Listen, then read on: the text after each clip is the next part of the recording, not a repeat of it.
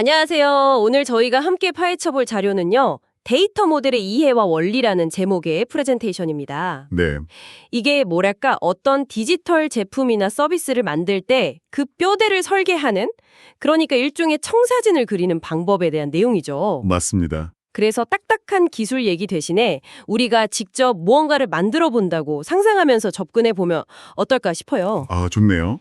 가령 청취자분께서 지금 당장 새로운 승차 공유 앱, 그러니까 제2의 카카오 택시 같은 걸 만든다고 한번 가정해 보는 거죠.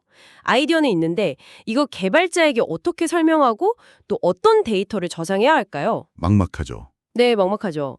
오늘 탐구는 바로 그 첫 단추, 데이터 모델링이라는 청사진을 그리는 법에 대한 핵심을 이해하는 데 목표를 두겠습니다. 좋습니다. 자, 그럼 우리만의 승차 공유 앱을 만든다는 생각으로 시작해보죠. 이 데이터 모델링이라는 거 대체 뭘까요? 아주 좋은 출발점이네요. 그 데이터 모델링이라는 걸 한마디로 정의하면요. 네, 방금 말씀하신 그 막막한 앱 아이디어 있잖아요. 그런 현실 세계의 개념을 컴퓨터가 이해할 수 있게 구조적인 모델로 번역하는 작업이라고 보시면 돼요. 아, 번역하는 작업. 네. 여기서 핵심이 딱 세 가지가 있어요. 바로 추상화, 단순화, 그리고 명확성입니다. 추상화, 단순화, 명확성. 네. 우리 앱에 필요한 모든 복잡한 상황들, 예를 들어 운전기사가 콜을 받고 거절하고 손님을 태우고 결제하는 이 모든 과정을 누구나 오해 없이 이해할 수 있는 단순하고 명확한 그림으로 만드는 거죠. 아, 그러니까 이게 개발자뿐만 아니라 기획자나 디자이너, 심지어 투자자까지 모두가 같은 그림을 보고 아, 우리 앱이 이런 구조로 돌아가는구나 하고 이해할 수 있게 만드는 뭐랄까 공용 언어 같은 거군요. 바로 그겁니다. 그냥 기술 문서가 아니라 프로젝트에 관련된 모든 사람들을 위한 소통 도구인 셈이죠. 그렇군요. 그럼 그 공용 언어, 즉 모델을 구성하는 가장 기본적인 단어들은 뭘까요? 뭐 문법 같은 게 있을 것 같은데요? 네, 아주 중요한 세 가지 기본 단어가 있습니다.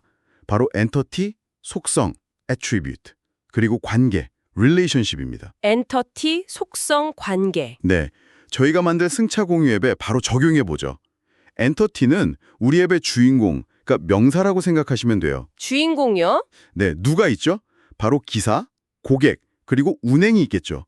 우리가 관리해야 할 정보의 핵심 대상들입니다. 아, 기사, 고객, 운행. 딱 떨어지네요.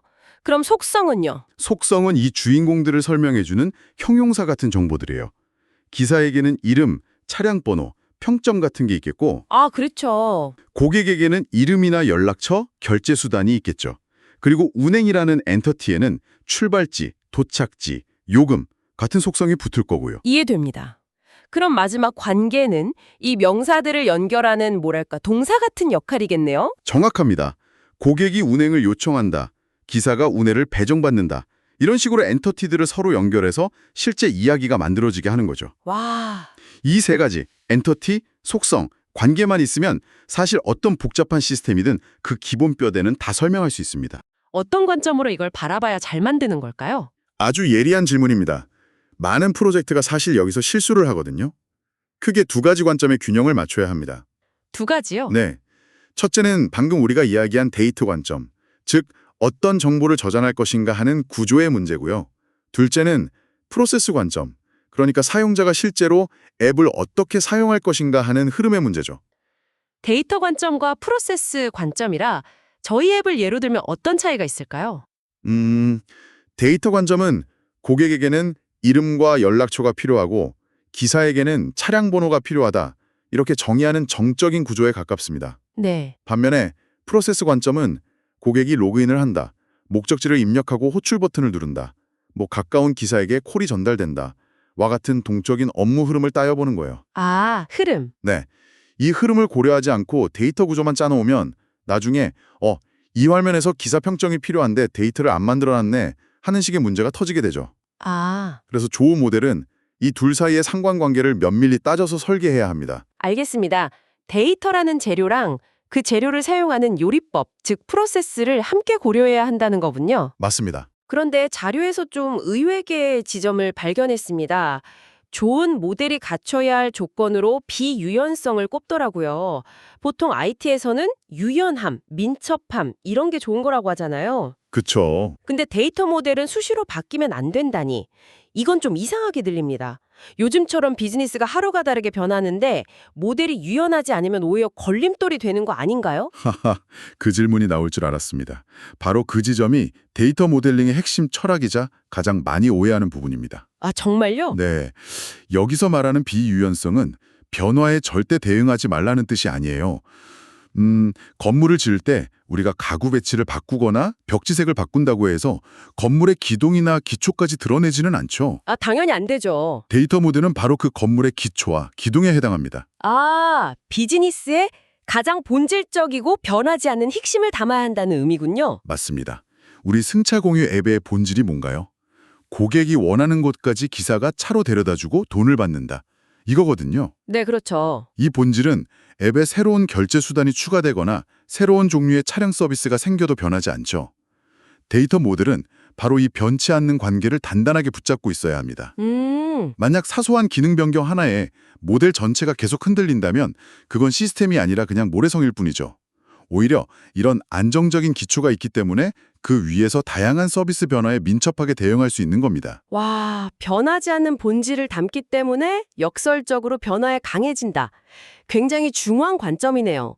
그럼 나머지 유의사항인 중복이나 비일관성은 데이터의 신뢰도 문제겠군요. 네. 예를 들어서 우리 앱에서 고객의 휴대폰 번호가 프로필 화면이랑 결제 정보 화면 두 군데에 따로 저장된다고 해보죠. 이게 중복입니다. 네. 만약 고객이 프로필에서 번호를 바꿨는데 결제 정보의 번호는 그대로라면 어느 게 진짜 정보인지 알 수 없게 되잖아요. 이게 비일관성이고요.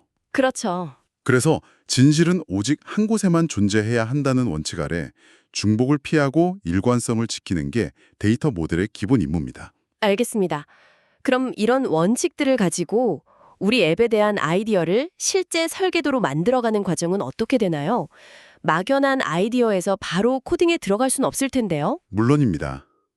보통 3단계에 걸쳐서 아이디어를 구체화합니다. 3단계요? 네, 마치 스케치에서 정밀 설계도를 거쳐 실제 건물을 짓는 것처럼요. 개념적, 논리적, 물리적 모델링이 바로 그 3단계입니다. 3단계라. 첫 번째 개념적 모델링은 뭔가요? 말 그대로 개념만 잡는 단계입니다. 우리 앱의 핵심 엔티티인 기사, 고객, 운행을 그냥 네모 상자로 그리고 이들 사이에 관계가 있다는 것만 선으로 쭉 긋는 수준이죠. 아, 아주 큰 그림. 네, 화이트보드의 아이디어를 논의하는 단계라고 보시면 됩니다. 가장 중요해 보이는데요. 전체 방향을 잡는 거니까요. 그런데 자료를 보니 실무에서는 시간 없다고 이 단계를 그냥 건너뛰는 경우가 많다고 하더군요. 정말 그런가요? 이게 어떤 문제를 낳는지 혹시 실제 겪어보신 적도 있으신가요? 아, 정말 뼈아픈 질문입니다. 네, 비일비재합니다.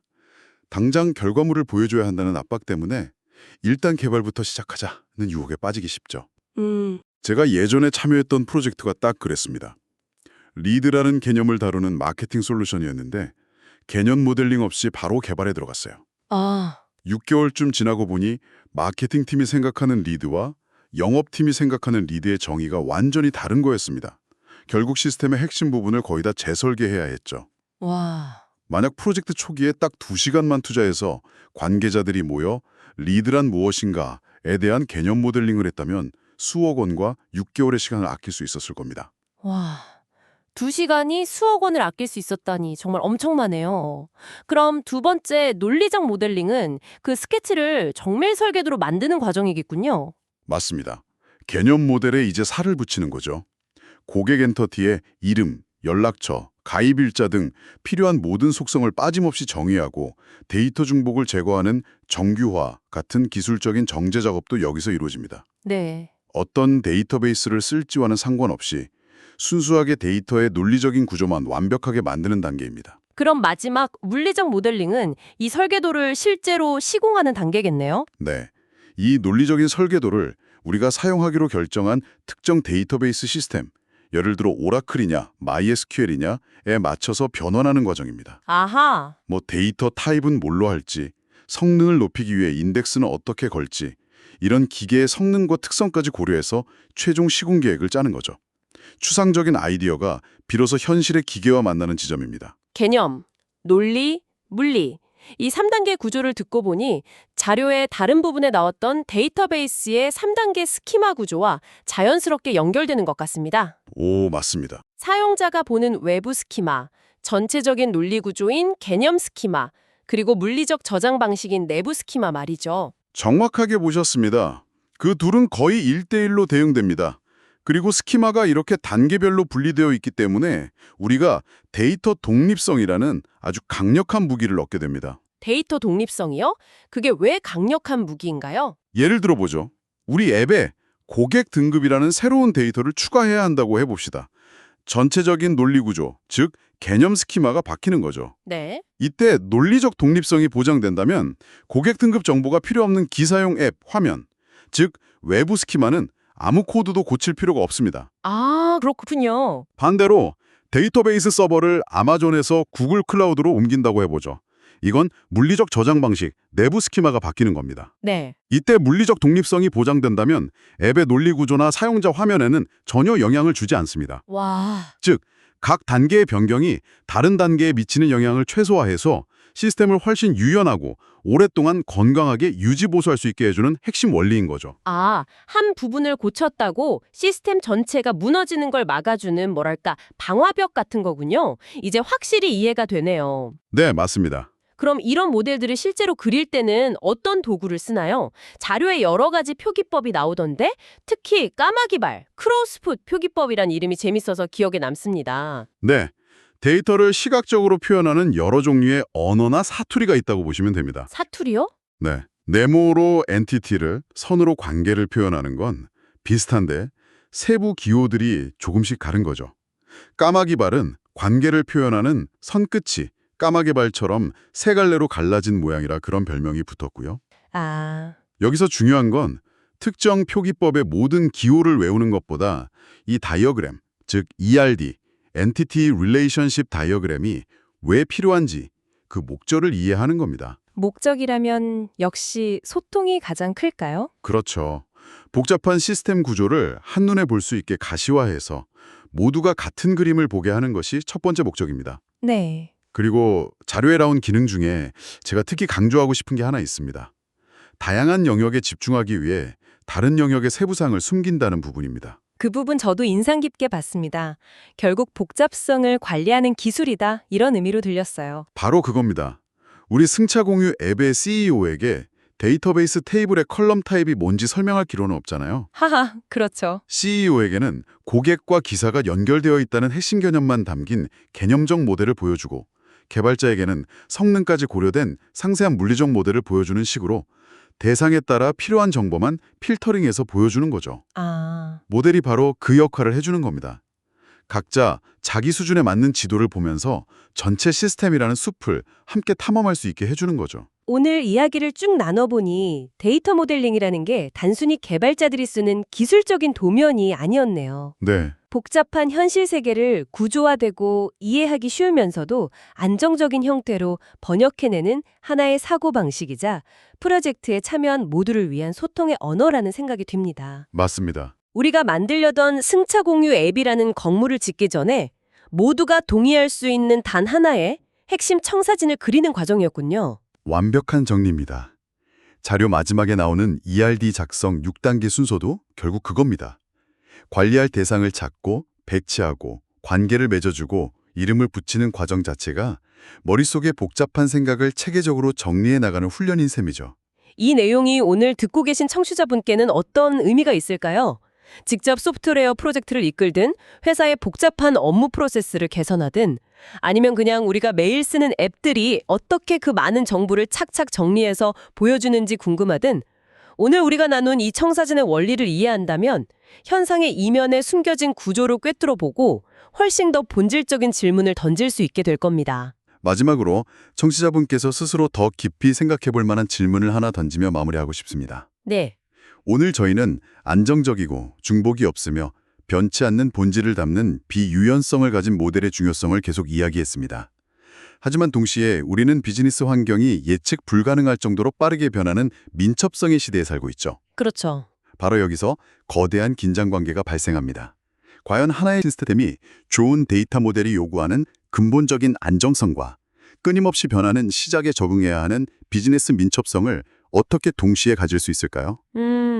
단단하고 흔들리지 않는 기초 위에 어떻게 바람에 유연하게 흔들리는 초고층 빌딩을 올릴 것인가? 이것이야말로 오늘날 모든 시스템 설계자들이 매일 밤 씨름하는 핵심적인 도전 과제일 겁니다.